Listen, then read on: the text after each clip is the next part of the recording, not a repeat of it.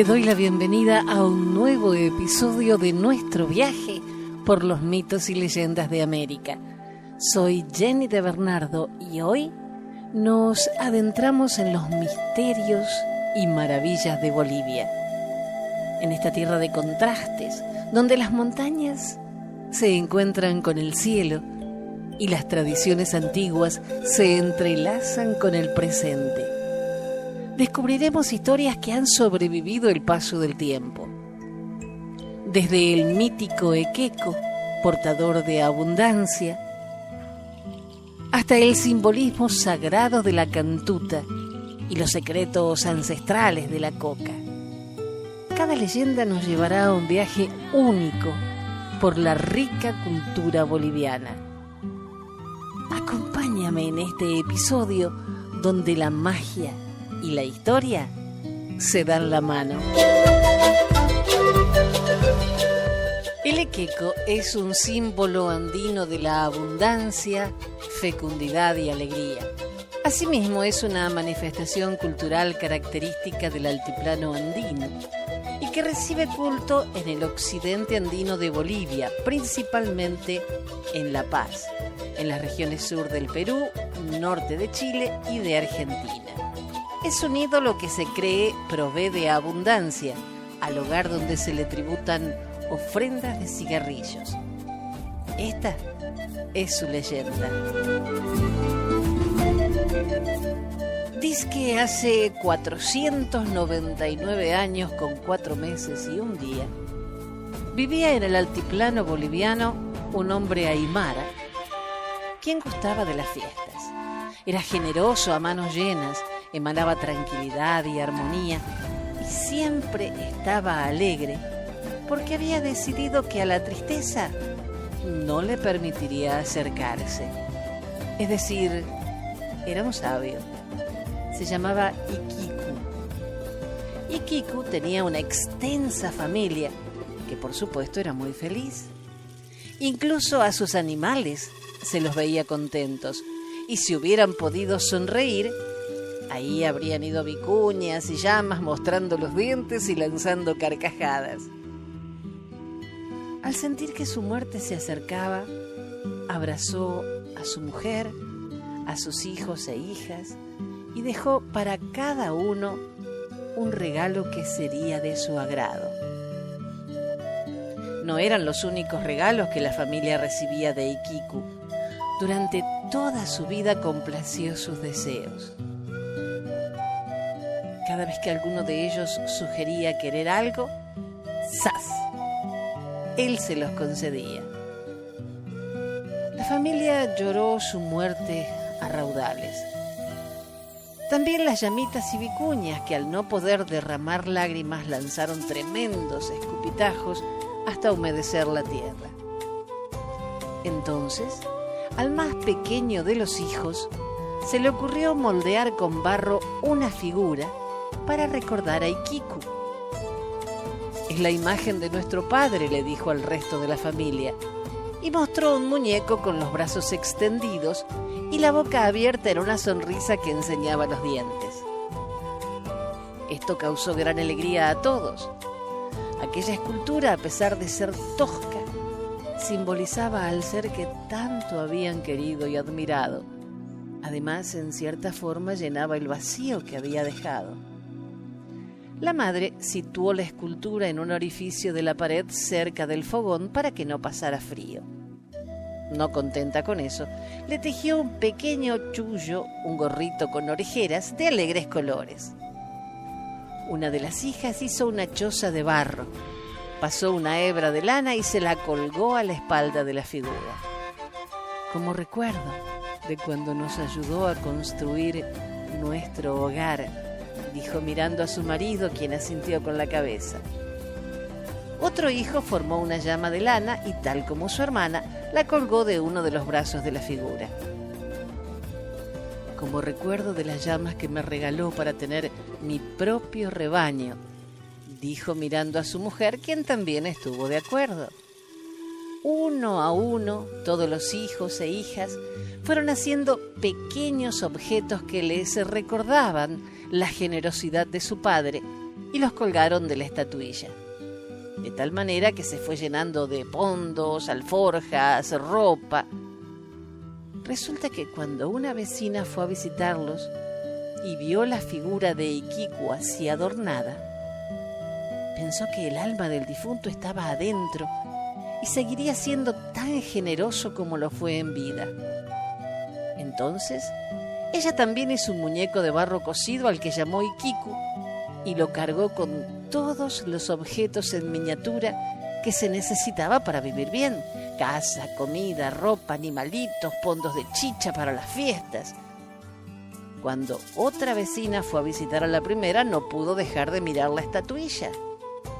¡Qué curioso!, se sorprendió. En la casa del finado Iquicu también hay otra igualita. La vecina no tuvo más remedio que contarle su proceso mental y su conclusión. Habiendo sido Iquicu tan generoso en vida, también podría serlo de muerto, siempre y cuando se lo recordaran. Y si se lo piden, añadió la segunda vecina, y corrió a hacer su propio Iquicu. Poco tiempo después, el caserío entero tenía un Iquicu al que pedían deseos por medio de objetos pequeños que representaban lo que anhelaban. Los llamaron alacitas, que en idioma aymara significa proporciónamelo. Desde allí, la figura de Iquicu partió a muchos otros lugares del altiplano y la creencia de sus poderes se extendió por todas partes. Empezaron a celebrar su fiesta durante el solsticio de verano en el hemisferio sur. Llegó a ser considerado el dios de la abundancia y la alegría. No obstante, con la llegada de los españoles, la alegría se fue apagando. El Iquicu fue perseguido y casi desapareció cuando prohibieron que se celebrara su fiesta. Estando así las cosas, tuvo lugar esta conversación entre dos sacerdotes. Es imposible continuar con la prohibición de la fiesta del tal Ekeko, dijo uno refiriéndose a Iquicu, quien a pesar del cambio de la fonética de su nombre era el mismo personaje. Pues, ¿qué te parece si lo unimos con la fiesta de la Virgen de la Paz el 24 de enero? Sugirió el otro. Me parece muy buena idea. Además, la fecha cae casi durante el solsticio y la verdad sea dicha, aunque haya abundancia, sin paz no sirve de nada, sostuvo el primero. De esta manera quedó establecida la famosa fiesta del Ekeko y se mantuvo la tradición de tener en la casa a esta estatuilla que cumple todos los deseos si se les pide por medio de las alacitas. Y san se acabó. Hace mucho tiempo había dos reyes ricos y poderosos, Illampu e Illimani. Reinaban como dueños absolutos. El primero en las regiones áridas del norte, el segundo en el sur de los valles fértiles de los Yungas. Los dos reinos vivían apaciblemente en la felicidad y la más grande armonía. Los dos reyes tenían cada uno un hijo de la misma edad y de los cuales el nacimiento estaba acompañado de una aparición en el cielo de dos brillantes estrellas, una de color roja y la otra dorada. Illampu aprovechó el fenómeno para llamar a su hijo Astro Rojo. Igualmente, Illimani llamó al suyo Rayo Dorado. El nacimiento de los reyes Illampu e Illimani había igualmente sido en su época marcado por la aparición en el cielo de dos astros brillantes de color blanco. Cada noche los dos reyes contemplaban con orgullo el esplendor de su estrella. Al lado de esas brillaban con menos esplendor las estrellas de sus hijos. El brillo de las estrellas reales crecía cada día un poco más a medida que las conquistas y riquezas de los dos reinos se acumulaban. Los años pasaron. El orgullo de los dos reyes crecía, como su preocupación sobre el brillo de la estrella de su rival. Un sentimiento de celos les invadía poco a poco, y fue Illiampu quien primero sucumbió a su deseo de poner fin al brillo provocador de la estrella rival. El Consejo de Sabios le recomendó empezar una guerra contra Illimani para eliminar del poder al soberano y, por consecuencia, apagar para siempre su estrella. Illiampu siguió el Consejo de Sabios y declaró la guerra a Illimani. La batalla fue terrible. Los hombres, antiguamente pacíficos, comenzaron a matarse entre ellos. Illiampu e Illimani se encontraron cara a cara y resultaron mortalmente heridos en este combate sin piedad. Los ejércitos se replegaron hasta su capital respectiva. Sobre su lecho de muerte, los dos reyes llamaron a sus hijos y les pidieron vengar su muerte nuevamente con las armas para acabar con el rival. Astro Rojo y Rayo Dorado, a pesar de la oposición a la guerra, tuvieron que cumplir la última voluntad de sus padres.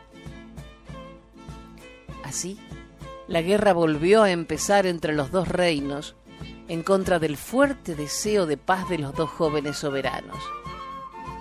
La historia se repitió con la misma violencia de combates, llegando a un encuentro mortal entre Astro Rojo y Rayo Dorado. En los últimos instantes de su vida, los dos jóvenes príncipes no mostraron ningún signo de odio ni de rencor en contra de su enemigo. Al contrario, sus últimos gestos fueron abrazarse, lo que inmediatamente tuvo por efecto restablecer definitivamente la paz y la amistad entre los dos pueblos.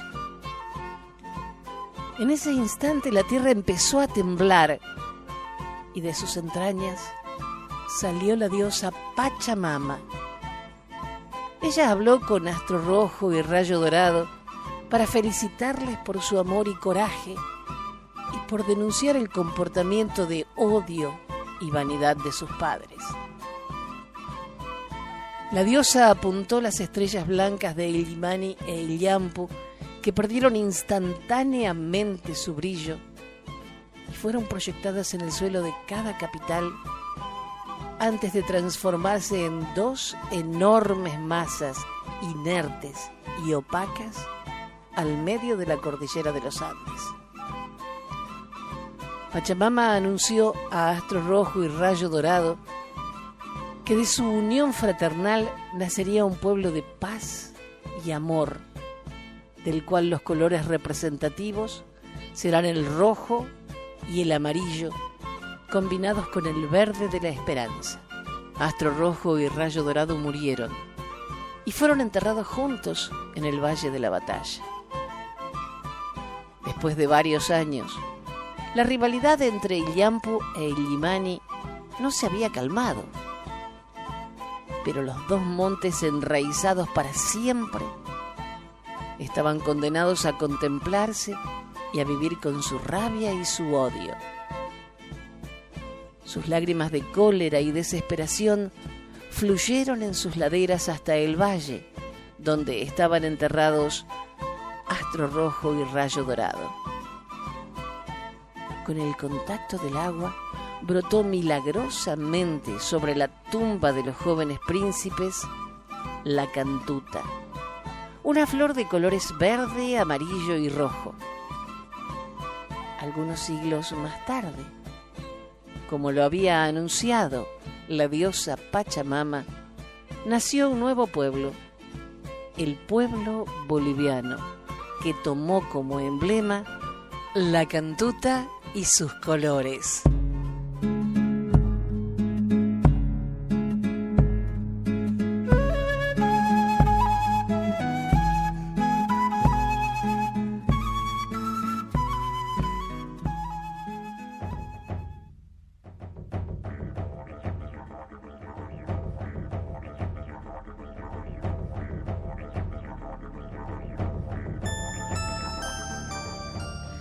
Esta es la leyenda de la papa, extraída de Leyendas de mi tierra de Antonio Díaz Villamil.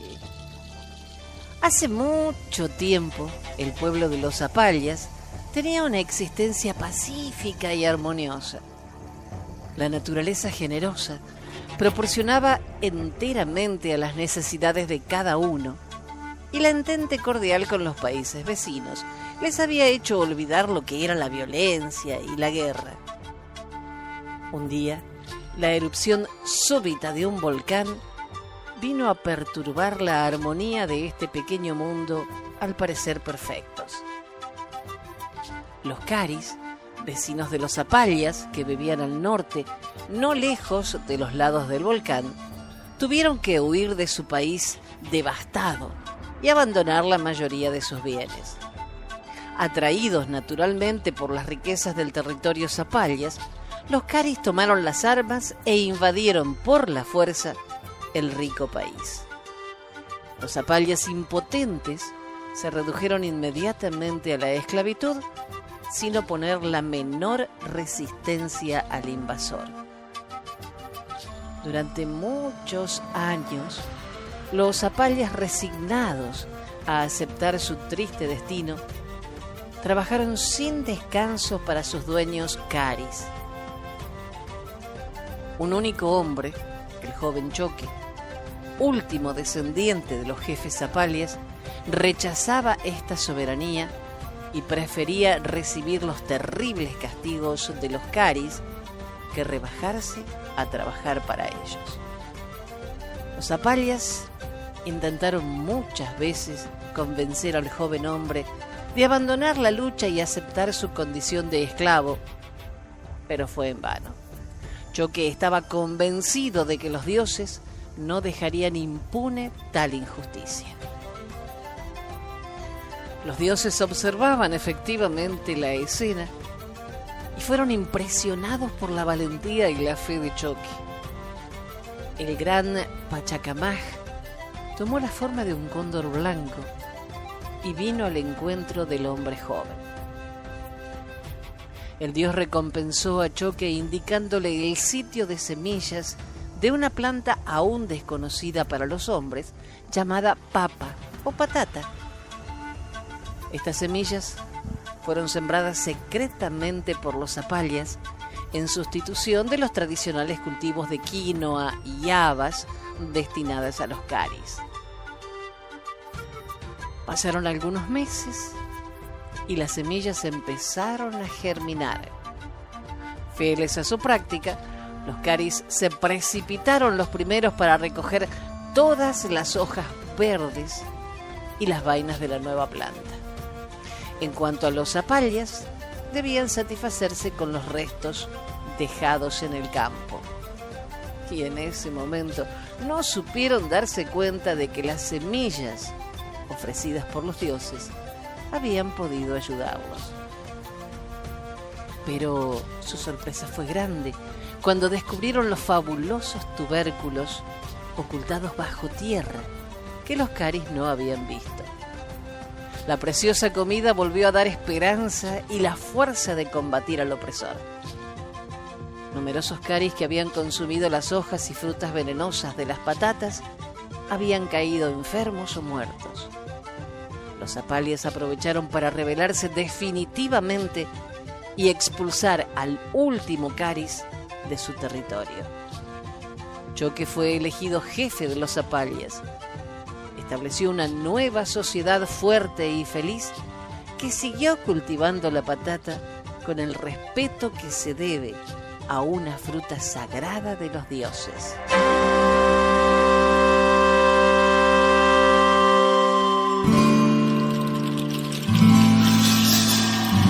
Esta es la leyenda de la coca. Era por el tiempo en que habían llegado a estas tierras los conquistadores blancos. Las jornadas siguientes a la hecatombe de Cajamarca fueron crueles y sangrientas. Las ciudades fueron destruidas, los cultivos abandonados, los templos profanados e incendiados, los tesoros sagrados y reales arrebatados. Y por todas partes, en los llanos y en las montañas, los desdichados indios fugitivos, sin hogar, llorando la muerte de sus padres, de sus hijos o sus hermanos. La raza, señora y dueña de tan feraces tierras, yacía en la miseria y en el dolor. El inhumano conquistador, cubierto de hierro y lanzando rayos mortales de sus armas de fuego y cabalgando sobre briosos corceles, perseguía por las sendas y apachetas a sus espantadas víctimas. Los indios, indefensos, sin amparo alguno, en vano invocaban a sus dioses. Nadie, ni en el cielo ni en la tierra, tenía compasión de ellos. Un viejo adivino llamado Quiahnachuyma, que estaba por orden del Inca al servicio del templo de la Isla del Sol, había logrado huir antes de la llegada de los blancos a las inmediaciones del lago, llevándose los tesoros sagrados del gran templo. Resuelto a impedir a todo trance que tales riquezas llegaran al poder de los ambiciosos conquistadores, había conseguido, después de vencer muchas dificultades y peligros en varios viajes, poner a salvo por lo menos momentáneamente el tesoro en un lugar oculto de la orilla oriental del lago Titicaca. Desde aquel sitio no cesaba de escudriñar diariamente todos los caminos y la superficie del lago para ver si se aproximaba la gente de Pizarro. Un día los vio llegar. Traían precisamente la dirección hacia donde él estaba. Rápidamente resolvió lo que debía hacer. Sin perder un instante, arrojó todas las riquezas en el sitio más profundo de las aguas. Pero cuando llegaron junto a él, los españoles, que ya tenían conocimiento de que Quiahnachuyma se había traído consigo los tesoros del templo de la isla, con intención de sustraerlo al alcance de ellos, lo capturaron para arrancarle, si fuera preciso por la fuerza, el ansiado secreto. Quiahnachuyma se negó desde el principio a decir una palabra de lo que los blancos le preguntaban. Sufrió con entereza heroica los terribles tormentos a que lo sometieron. Azotes, heridas, quemaduras, todo soportó el viejo adivino sin revelar nada de cuanto había hecho con el tesoro.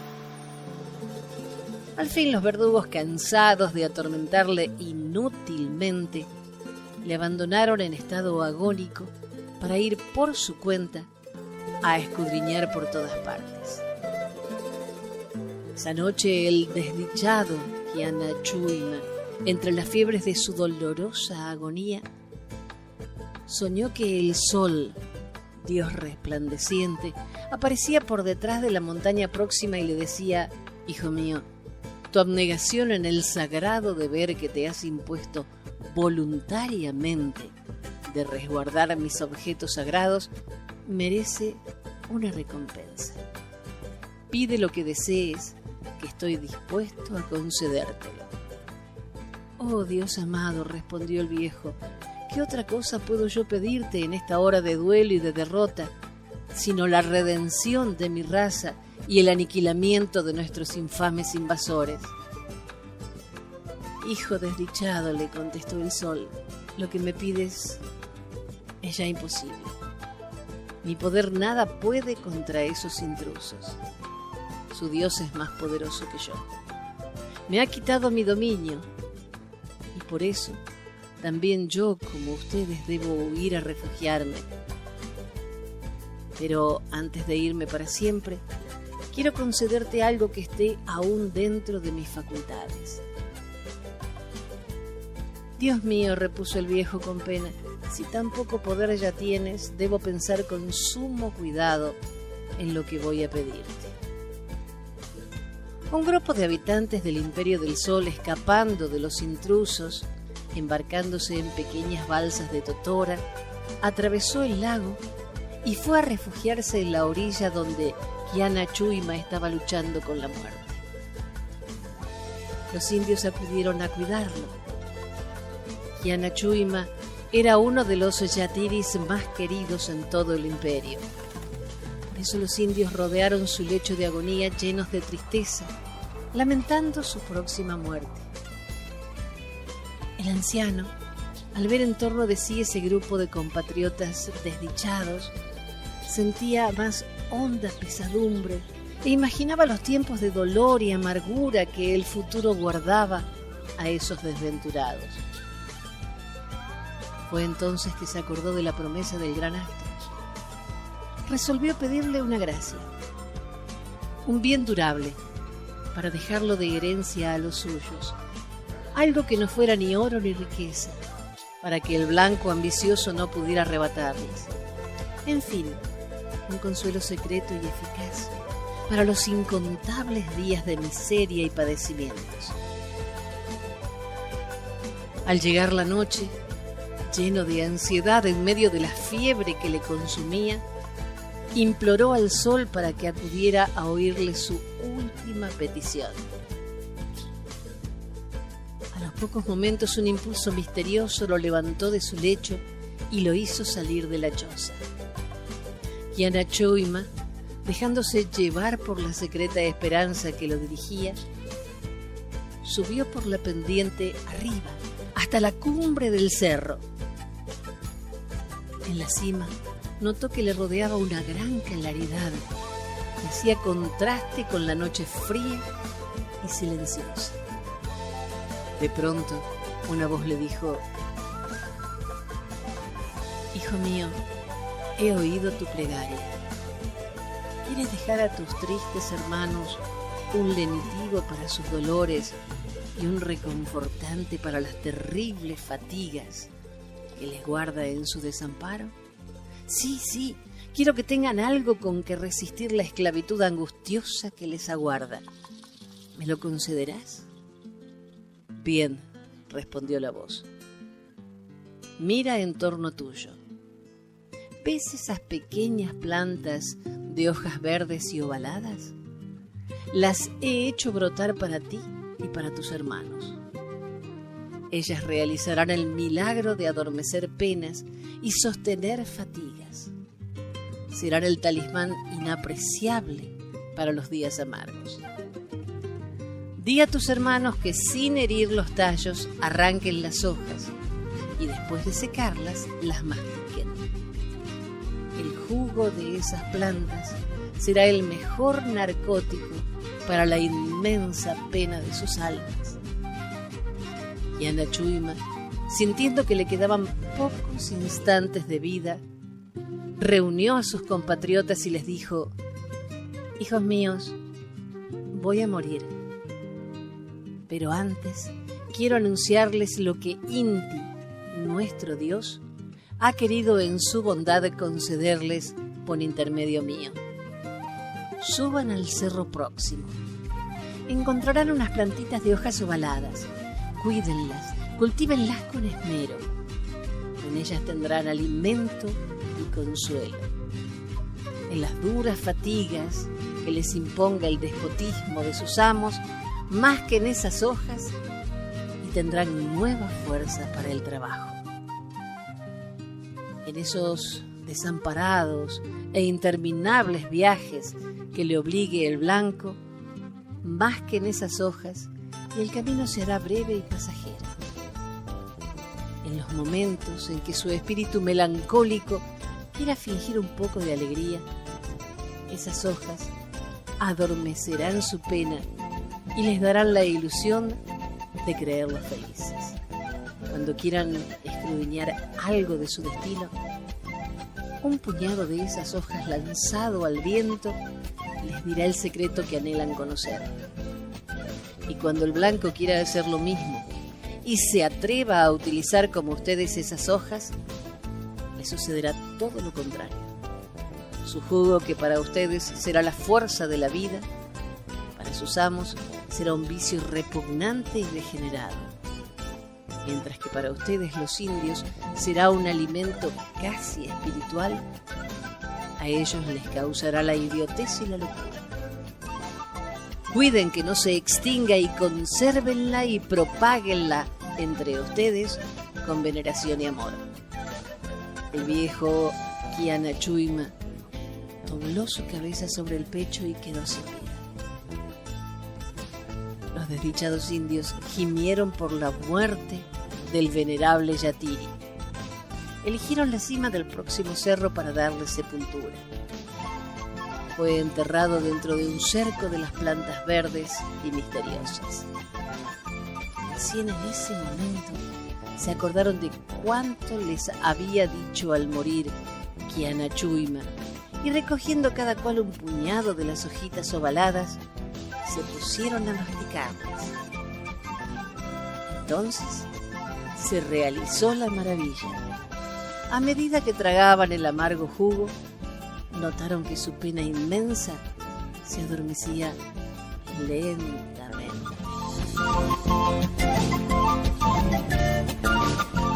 Extraído del libro Leyendas de mi tierra, de Antonio Díaz Villamil.